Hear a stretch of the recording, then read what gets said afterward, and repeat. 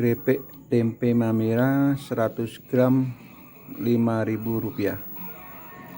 Monggo yang mau pesan krepek tempe Mamira 100 gram Rp5.000. Kondisi Jember yang sekarang ini carut marut, terutama dalam hal penataan birokrasi yang ada di Jember ini, hingga timbul gejolak, rasa tidak nyaman di lingkungan birokrasi, kemudian hubungan antara DPRD dan pemerintah, antara legislatif dan eksekutif ini sampai sekarang ini masih tidak akur, sehingga tersendatnya APBD Jember misalnya. Ini kan salah satu faktor ketidakakuran, tidak keharmonisan antara legislatif dengan eksekutif. Nah, apa yang akan dilakukan Bapak pertama kali di saat terpilih? Nah, Allah mentakdirkan Bapak menjadi bupati. Apa untuk membenahi kondisi Jember yang carut marut sekarang ini?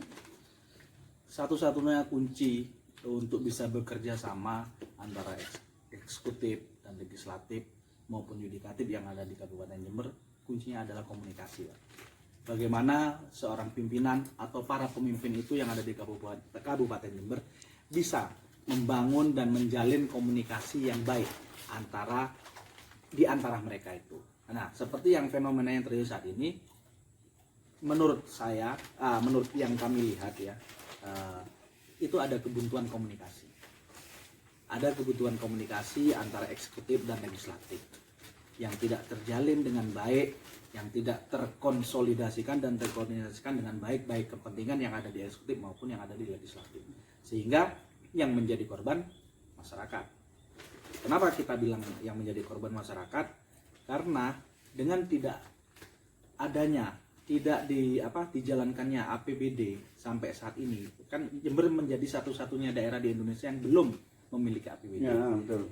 Itu yang program-program yang harusnya dilakukan oleh pemerintah tidak bisa berjalan, sehingga masyarakat belum bisa bahkan tidak bisa merasakan kehadiran pemerintah di sini. Seperti itu, Pak. Jadi kuncinya kalau saya ke depan itu harus kita bagaimana membangun komunikasi yang baik antar para pemangku jabatan yang ada di Kabupaten Jember, gitu, Pak. Nah, tentunya untuk meningkatkan kinerja dari para birokrasi, kalau mengacu pengalaman yang ada sekarang ini kan kadang satu pejabat itu merangkap punya dua jabatan, Pak, ya. Nah, sedangkan ada keluhan dari beberapa pejabat, ini tunjangan kinerjanya tidak ada.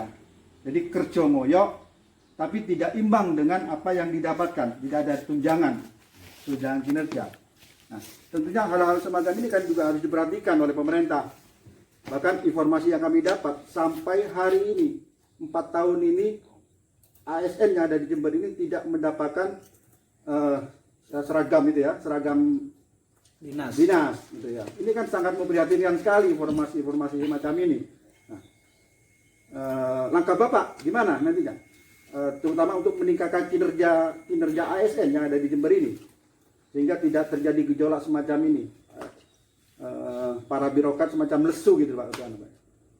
Apalagi tersentralistik, ya. Punya jabatan ini tapi tidak punya wewenang penuh. Ya, yang jelas untuk masalah ASN itu kita harus tata ulang di Jember. Kita bicara ASN itu bicara hak dan kewajiban. Para ASN atau para pegawai negeri sipil yang ada di Jember itu mempunyai hak dan juga mempunyai kewajiban. Hak mereka itu gaji dan tunjangan. Itu harus kita penuhi semua sesuai aturan undang-undang yang ada saat ini.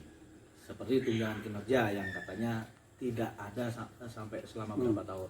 Itu harus kita selesaikan masalah tunjangan kinerja. Nah, dengan tunjangan kinerja kita juga harus melihat juga, mengukur kinerja mereka melalui apa yang sudah dilakukan, ya, berkaitan dengan hak dan kewajiban itu. Setelah kita memberikan hak para PNS atau ASN yang di Kabupaten Jember, kita tagih kewajiban mereka, kita tagih secara profesional juga. Nanti seperti itu. Jadi insya Allah ke depan masalah ASN ini bukan masalah yang berat sih sebenarnya. Masalah tunjangan itu sudah ada aturannya.